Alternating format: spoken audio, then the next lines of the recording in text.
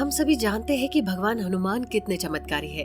हनुमान जी के चमत्कार के किस्से हम बचपन से सुनते आ रहे हैं। वो कैसे अपने दिव्य शक्तियों का प्रयोग करके लोगों की मदद करते आए हैं। फिर वो रामायण काल में प्रभु श्री राम की मदद करना हो या फिर महाभारत काल में अपने भक्त भीम की मदद करना हो, वो अपने शक्तियों की मदद से भगवान हो या फिर इंसान सबकी सहायता करते रहते हैं। दोस्तों, ऐसी सच्ची घटना पर आधारित एक कहानी आज हम आपके सामने लेकर आए हैं, जहां हम आपको वाराणसी जिले के पास एक छोटे से गांव चांदपुर में रहने वाले रमेश की कहानी बताते हैं कि कैसे हनुमान जी ने साक्षात पधार कर भक्त की इच्छा को पूरा किया।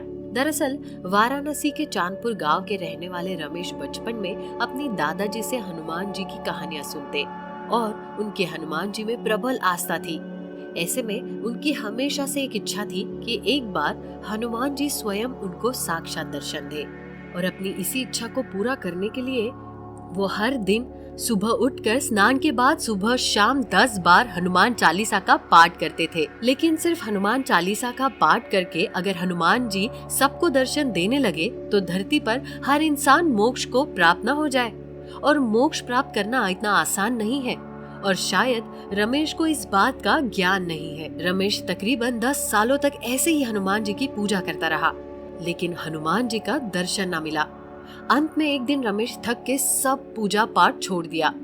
उसको लगने लगा कि ये पूजा पाठ सब व्यर्थ है।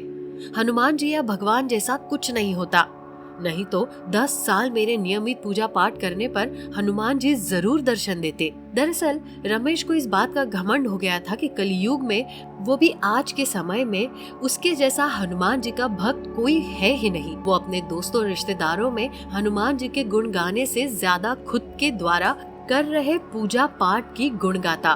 दोस्तों, अब भला आप ही बताओ कि वो भक्त ही कैसा जो अपने आराध्य भगवान के गुण गाने के बजाय खुद के ढोंग का ढोल पिट रहा हो। भला ऐसे इंसान को भगवान हनुमान कैसे दर्शन देंगे। ऐसे में जब रमेश ने भगवान हनुमान का पाठ छोड़ दिया और नास्तिक बन गया और उसको लगा कि अब भगवान या हनुमान जी जैसा कुछ नहीं होता, तो वो लगा सब जगह हनुमान जी को नकारने। यहाँ तक कि जो लोग उसके सामने हनुमान जी के गुण गाते, वो उनके सामने हनुमान जी की बुराई करने लगता।